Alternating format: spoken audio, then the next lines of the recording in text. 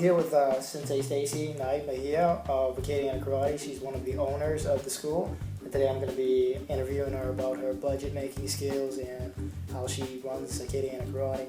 So Sensei, we'll start off real simply. Who is responsible for the budget just in general? It's me and my husband. We're a small business. We only have, as far as we have no more than 8 employees at this location. Then we have a second location that has about 4 employees. So it's my husband and I. Okay. Small business.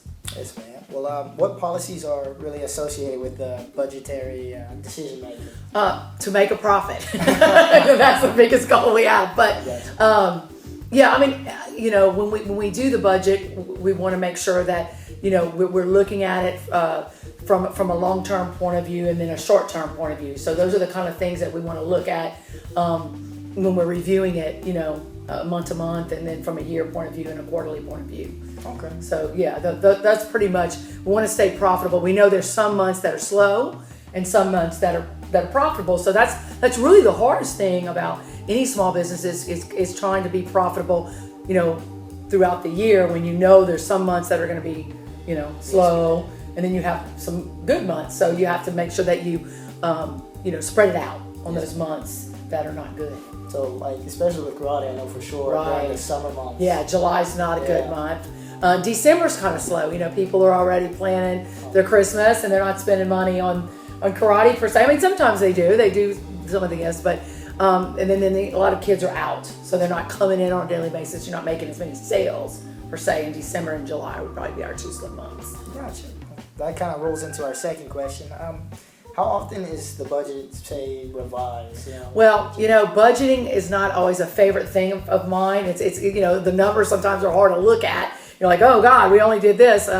And so when you're looking at it, and then if you don't stay on top of it, though, I find like our goal is to do once a month. At the end, I usually like to do it at the end of the month. After I get my bank statement, and revise that. So I guess it's the beginning of each month to look at last month's and tweak it where you're at. But sometimes, I know there's a big capital expenditure. Like this past month, we actually replaced our mats at our second location. So that was a big expense that we had to plan for and budget. So things like that. I guess the day-to-day expenses budgeting is done once a month.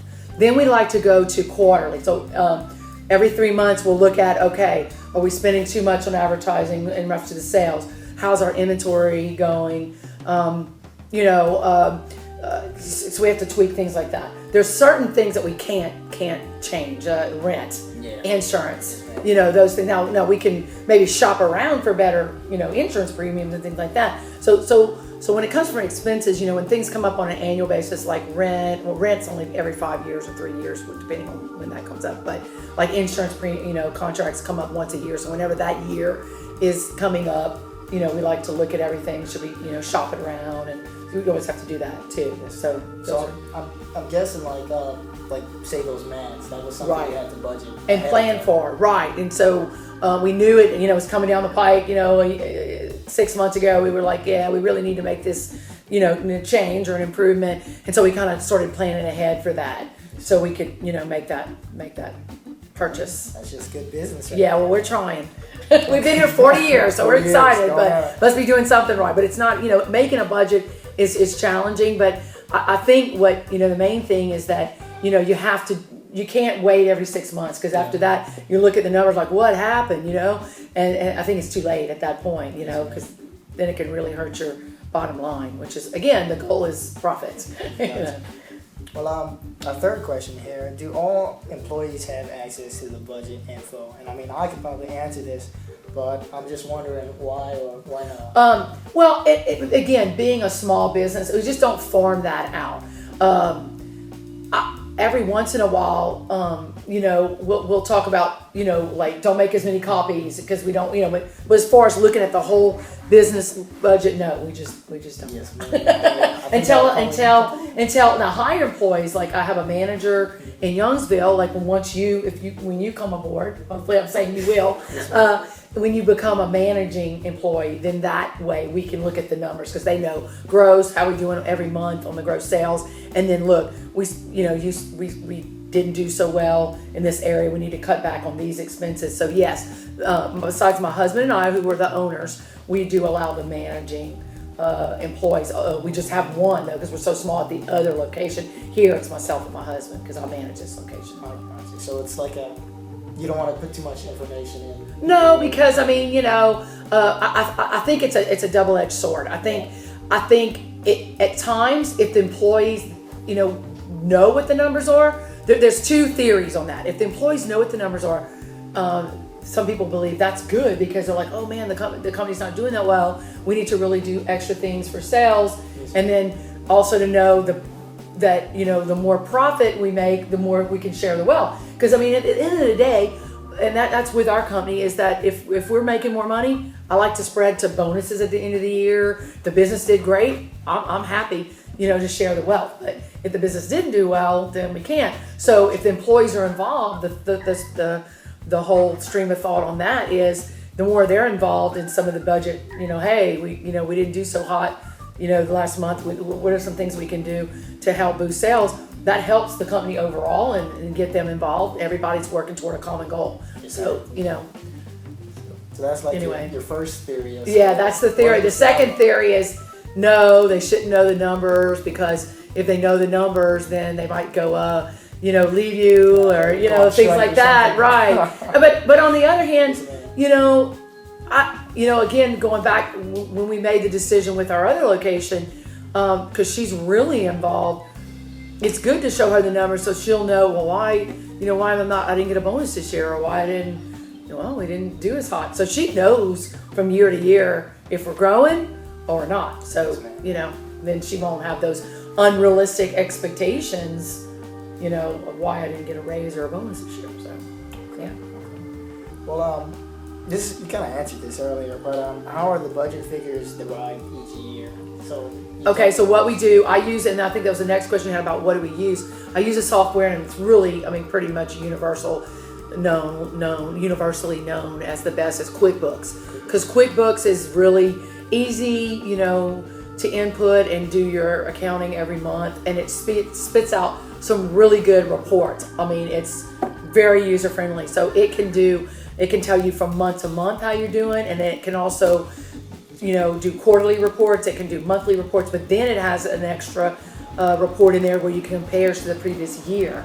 So you can see your weak months, your strong months. It can see where your expenses went out of whack, and maybe, we got to make sure the month of July or September or whatever month we got a little out of hand on something.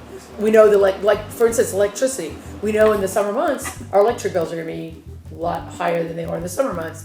They're almost 30 to 40% more. Especially when we're doing summer camps in the summer, we're running the AC all the time. So we know, so we have to allot for that in the budget. So that's why there's monthly tweaks. Then if electricity is more, then we may not be able to do as much advertising, or I never like to. My husband hates to script on advertising. It's like that's like besides rent, and now we're not scripting on that. But other things, if I choose not to maybe buy as much inventory that much, I can script on certain things if I know that. So that's why monthly, quarterly, and then yearly. Those are the three things you can kind of plan for. Okay, and that was called QuickBooks. QuickBooks, it's fantastic. I think there's another one out there, Peachtree or something. I've never tried it, so I can't comment on it. But that's what we use. Okay. It's QuickBooks. Well, number 7 over here. Ultimately, who's accountable for the budget? Unfortunately, me. And it's easy because my husband really doesn't like it, but he's the first one to say, "Why did we spend so much on this?" But I really think if anybody out there is wanting to start their small business, and especially if they're going to do it with their partner or their significant other, whatever it is, if y'all can agree on that, that's a lot, reduces a lot of stress, because that's the most number one thing is budgeting, and I think that is a key to success in any business, is to try to because at the end of the day, you're not making money, you're going to be gone. So you got you got to do the hard work. It's challenging sometimes. You're like, no, we have to have this, and especially if you don't agree, so that can be tough. You gotta work that out. Oh, yeah. Well, one final question, Sensei. back to the QuickBooks, the technology that you use. How did you learn how to do it? Was it like a user manual, or you just kind of jumped in? No, it's just kind of learn by you go. It's pretty. If you have, and now, especially students now are so computer savvy. I mean, QuickBooks is just that easy. Yeah. They even have tutorials online. Like you press the button, the help button, and you can say how to set up the account. But pretty much, you install the software, and it's going through a series of questions, and it, basically sets up the company for you, your bank accounts. It's pretty easy. But answer your question. If I have any questions on the more advanced aspects of it, I actually use my accountant, because she'll say, how do you do that? So if you don't have that, there's an 800 number you can call. I don't always like to talk to somebody from a foreign country. No, they have some people that can speak English. I'm not being derogatory, but pretty much it's pretty pretty easy, especially now. Again, I didn't grow up in the technology age as you guys are, but it's pretty easy. Yes, man. Well, thank you so much. All right. Well, thank you, Sensei. It was fun. Oh, yeah. All right. So I wanted to mention that this lady is a 4th degree black belt, by the way. So watch out. Thank you.